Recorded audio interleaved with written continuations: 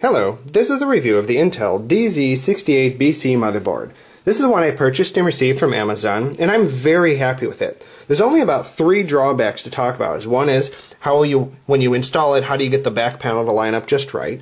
2 is it only has a FireWire 400, not a FireWire 800 internal header. And the confusion between the Marvell SATA 3 6 gigabit and the Intel version of the SATA 3 6 gigabits is sometimes the colors were flopped in different manuals to say which is which, because you'll definitely want to use the Intel version of these different ports if at all possible over the Marvell one, according to different forum posts and so on. So the BIOS had them flipped in terms of its explanation, but almost everything else seemed to have them stated the other way, so that was one point of confusion. But otherwise, I love the motherboard for its functionalities. Its layout keeps things away so the CPU, can be mounted at the top near the fan, so the hottest component can be exhausted really easily. The memory, even with the high-profile memory of the aluminum fenders on the Corsair Vengeance Blue, is nice and out of the way of all the actual cards that you might install down here. So that wasn't going to be in the way at all. The big thing I wanted about this motherboard was, number one, is it supports the i7-2600K processor, which the second gen processor with the K gives you Intel HD Graphics 3000 instead of the predecessor without the K, and the second gen chips were the HD Graphics 2000. The HD Graphics 3000 is a significant step up in onboard capabilities and being optimized right on the processor itself. Secondly, is it has internal headers for pretty much everything I needed, especially USB 3. So I really wanted a USB 3 internal header to match my USB ports on the front of my case here.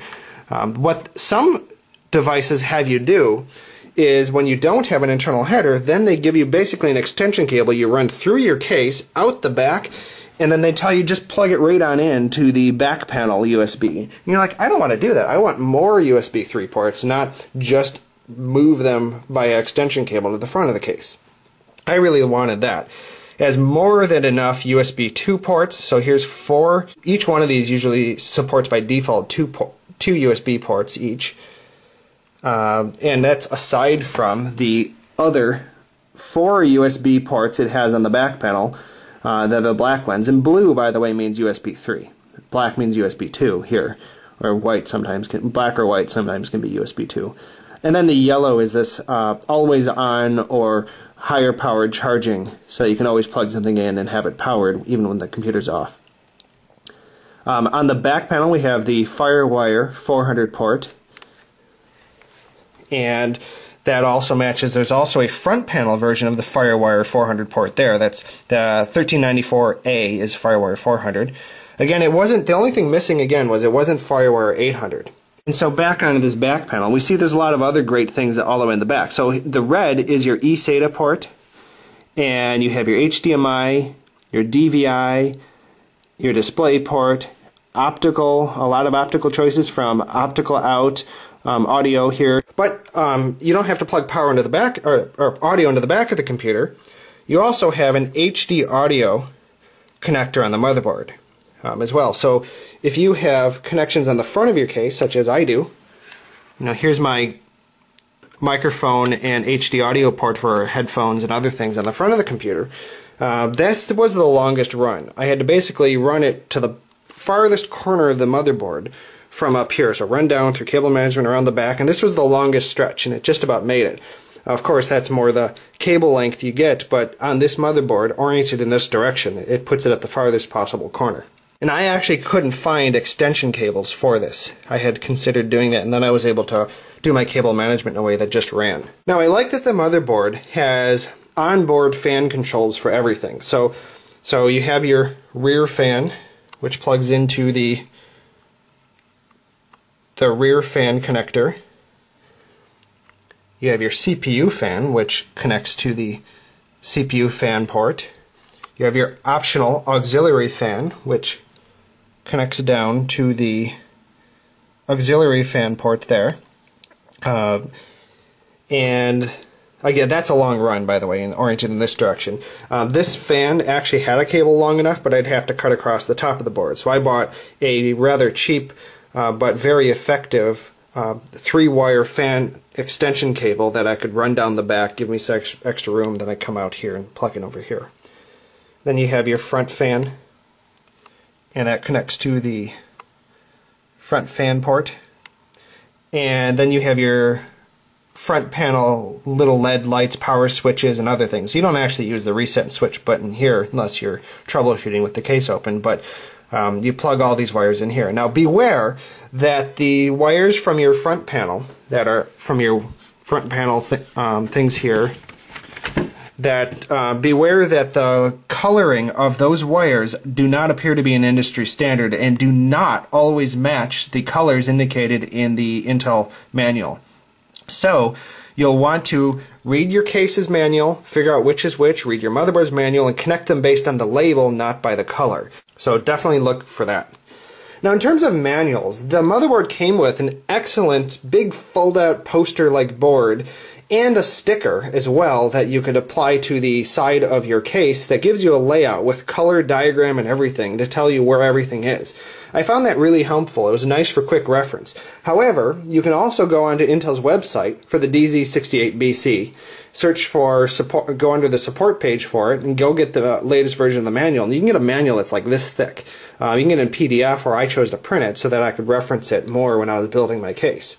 And that gave you even more detail, and I was really happy to have that as well. Now, I had no idea what the serial connector is for on this board here, but and I didn't have anything that indicated it needed to use it. To install the motherboard, you basically follow the ATX template. Now, most cases will have a template listed on it, and they list holes like A, B, C, G, E, F, and tell you which ones to put standoffs in. You basically just put the board down and put the screws in.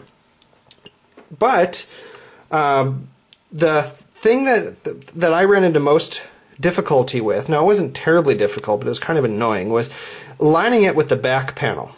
So it comes with the back panel, which is this little cutout that matches exactly the motherboard. So you don't, to get these exact things, the motherboard will give you the panel that you go here. So this whole white panel came with the motherboard.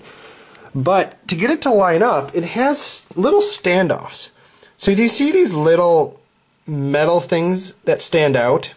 That kind of holds it at just the right depth, so it's not literally up against the board. Those things also help with conducting static electricity so that it passes through to the grounding of your power supply rather than letting you zap whatever cable you have. So you'll see different tabs like that all over the place. So notice these tabs on the top here too. If you're not careful and you just shove this on here at first, you're going to actually end up sticking one of these tabs directly inside your USB ports. And these are my USB ports here.